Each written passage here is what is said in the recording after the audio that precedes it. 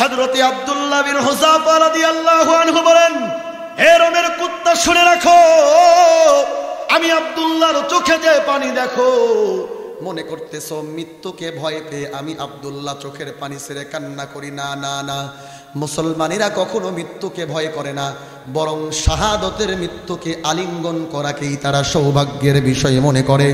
আমার যে চোখের পানি দেখো, আমি আমার চোখের পানি ছেড়ে আমার আল্লাহকে ডেকে বলি, আল্লাহ আমি আব্দুল্লাহকে জীবন দিয়েছো একটা, আর এই জীবনটা নিয়েই তুমি পরীক্ষা নিতে চাও আমি আব্দুল্লাহ তোমার দ্বীনের জন্য, ইসলামের জন্য জীবন কুরবানি করতে পারি কি পারি না?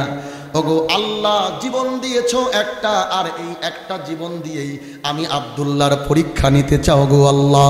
আমি আব্দুল্লাহকে যদি 1000টা জীবন তুমি দান করতে, আর তোমার ইসলামের জন্য 1000টা জীবন যদি তুমি আমাকে দান করতে, আর ইসলামের জন্য 1000 বার জীবন কুরবানি করতে হতো, এরপরেও আমি আব্দুল্লাহ কখনো কণ্ঠাবোধ করতাম না। ইসলামের জন্য, দ্বীনের জন্য আমি আব্দুল্লাহর 1000টা জীবন কুরবানি করার জন্য প্রস্তুত থাকতাম। বলেন সুবহানাল্লাহ। মুসলমান ভাইরা আবার তাদের ঈমান কেমন পাকাপোক্ত ছিল, নিজের জীবনকে কুরবানি করেছেন কিন্তু তারা ঈমান হারা হয় নাই। বলেন আল্লাহু আকবার। মুসলমান বন্ধুগণ, হযরতে ওমরে ফারুক রাদিয়াল্লাহু আনহুর সময় রোম সম্রাটের সঙ্গে একটা যুদ্ধ মুসলমানদের হলো। রোম সম্রাট কাইসার তার সেনাবাহিনীকে বলে দিল, সেনাপ্রধানকে বলে দিল, মুসলমানের সঙ্গে যেই যুদ্ধ আমাদের হয়, বিজয় অর্জন করবে নাকি পরাজয় বরণ করবে এটা আমার দেখার দরকার নাই, আমি শুধু মুসলমানদের কিছু জিন্দা সেনাবাহিনীকে আমার সামনে দেখতে চাই। রোম সম্রাট কাইসার তার সেনাপ্রধানকে বলে দিল, যুদ্ধের ফলাফল জয় হবে নাকি পরাজয় হবে এটা আমার দেখার সময় নাই, এটা আমি দেখতে চাই না, আমি শুধু দেখতে চাই আর জানতে চাই আমি আমার সামনে মুসলমানের কিছু সেনাপ্রধান, মুসলমানের কিছু সেনাবাহিনী আমার সামনে উপস্থিত করবে। কারণ আমি রোম সম্রাটের বাচ্চা, আমি রোম সাম্রাজ্যের বাচ্চা। মুসলমানদের ঈমান সম্পর্কে অনেক আলোচনা শুনেছি, তারা অল্প সংখ্যক হওয়ার পরেও বারবার কাফেরদের বিরুদ্ধে তারা বিজয় অর্জন করে, তাদের ঈমানি বলের কারণে এটা সম্ভব হয়। আমি পরাজয় দেখতে চাই বা বিজয় দেখতে চাই এটা আমার কাছে বড় বিষয় না, আমি দেখতে চাই ঈমানদার তাদের ঈমান কেমন, মুসলমানের ঈমান কেমন, ঈমান পরীক্ষা করতে চাই। এজন্য মুসলমানদের মধ্য থেকে কিছু মুসলিম সৈন্যকে আমার সামনে উপস্থিত করবে। মুসলমান ভাইরারে আমার কথাগুলো দিল দিয়া বুঝবেন। রোম সাম্রাজ্যের সঙ্গে যখন মুসলমানদের যুদ্ধ শুরু হয়ে গেল, মুসলমান ভাইরারে আমার ঘটনাক্রমে মুসলমানদের 50 জন সেনা তাদের কাছে ধরা পড়ে গেল। রোম সম্রাট কাইসারের কাছে তাদেরকে উপস্থিত করা হলো। রোম সম্রাট কাইসার তার মধ্য থেকে অন্যতম আব্দুল্লাহ বিন হুযাফা রাদিয়াল্লাহু আনহুকে ডেকে বলল, আব্দুল্লাহ, এই যে 50 জন তোমরা যুদ্ধবন্দী, ইচ্ছা করলেই আমি তোমাদেরকে কল্লা ফেলে দিতে পারি, আবার ইচ্ছা করলে তোমাদেরকে বাঁচিয়ে দিতে পারি। আমি তোমাদেরকে বাঁচিয়ে দেব, তোমাদের জন্য শান শৌকত আমি তৈরি করে দেব, তোমাদেরকে রাজকীয় অভ্যন্তরা দিয়ে তোমাদেরকে সসম্মানে আবার ফিরিয়ে দেব, যদি একটা শর্ত তোমরা মেনে নাও। মুসলমান বন্ধুগণ, আল্লাহর নবীকে কাফেরেরা যেভাবে অফার করেছিল, রোম সম্রাট কাইসারও আব্দুল্লাহ বিন হুযাফাকে একই অফার করলো। আব্দুল্লাহ বিন হুযাফাকে বলল, ওগো আব্দুল্লাহ, আমার একটা প্রস্তাবকে যদি গ্রহণ করে নাও তাহলে তোমাদের সকলকে ছেড়ে দেব, আর রোম সাম্রাজ্যের অংশীদারিত্ব আমি তোমাকে বানায়া দেব। বলেন সুবহানাল্লাহ। মুসলমান ভাইরারে আমার কথাগুলো দিল দিয়া বুঝবেন। রোম সাম্রাজ্যের সম্রাট কাইসার হযরতে আব্দুল্লাহ বিন হুযাফাকে ডেকে বলে, হুযাফা আব্দুল্লাহকে ডেকে বলে, আব্দুল্লাহ শোনো, যদি তুমি মুসলমানদের যেই ঈমান, মুসলমানদের যেই ধর্ম, সেই ধর্ম ছেড়ে দিয়ে মুহাম্মাদের যেই ধর্ম গ্রহণ করেছো, সেই ধর্ম ছেড়ে দিয়ে আমাদের খ্রিস্টানদের ধর্ম তুমি গ্রহণ করো, তাহলে তোমাকে রোম সাম্রাজ্যের অর্ধেক আমি দিয়ে দেব, শুধু থাকবে না। আমার মুসলমান বন্ধুগণ, হযরতে আব্দুল্লাহ বিন হুযাফা রাদিয়াল্লাহু আনহু তাকে যখন এই অফার করা হলো, মুসলমান বন্ধুগণ, আল্লাহর নবীর সাহাবী যারা ছিলেন তাদের ঈমান কেমন পাকাপোক্ত ছিল। হযরতে আব্দুল্লাহ বিন হুযাফা রাদিয়াল্লাহু আনহু সঙ্গে সঙ্গে রোম সাম্রাজ্যের বাদশাহ কাইসারকে বলল, কাইসার শোনো, মুসলমানের ঈমান কি এত সস্তা মনে করো না।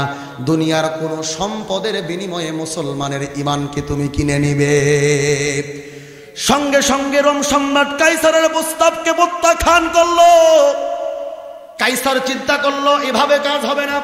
সঙ্গে সঙ্গে জল্লাদকে বলল, জল্লাদ যাও যাও, এভাবে নরম করে বললে কোনো কাজ হবে না, জিন্দায়ন খানায় মনে বন্দী করো, জেলখানার মধ্যে বন্দী করো, আর তাদেরকে খানাপিনা কিছুই দিবে না। যখন খানাপিনা বন্ধ করে দিবে, একা একাই যখন ক্ষুধার যন্ত্রণায় মারা যেতে লাগবে, একা একাই তখন আমাদের কাছে মাথা নত করবে।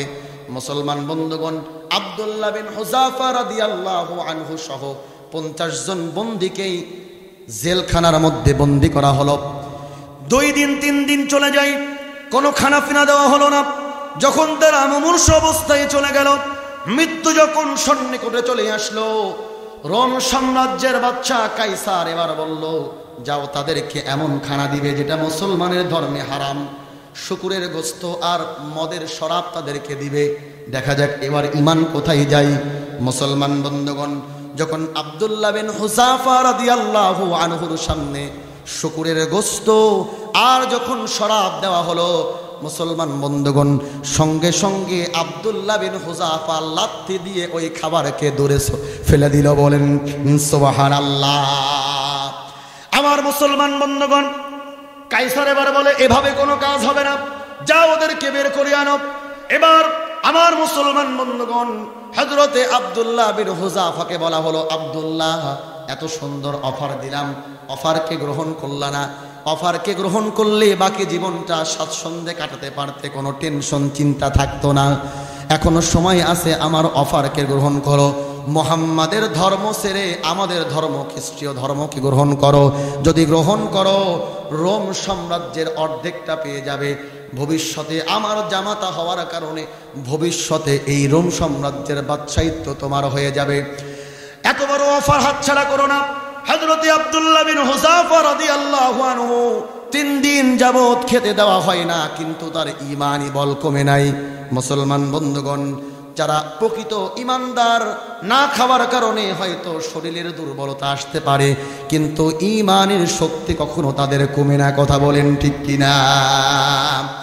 হযরতে আব্দুল্লাহ বিন হুযাফা রাদিয়াল্লাহু আনহু সঙ্গে সঙ্গে জানিয়ে দিলেন, ইয়া কালবার রোম, শুনে রাখো রোমের কুত্তা, যতই অফার আমাকে করো না কেন, কোনো কাজ হবে না।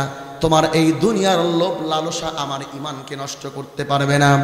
মুসলমান বন্ধুগণ, এক পর্যায়ে রোম সাম্রাজ্যের বাদশা কাইসার তার সামনে একজন মুসলিম বন্দীকে ধরে আনলো।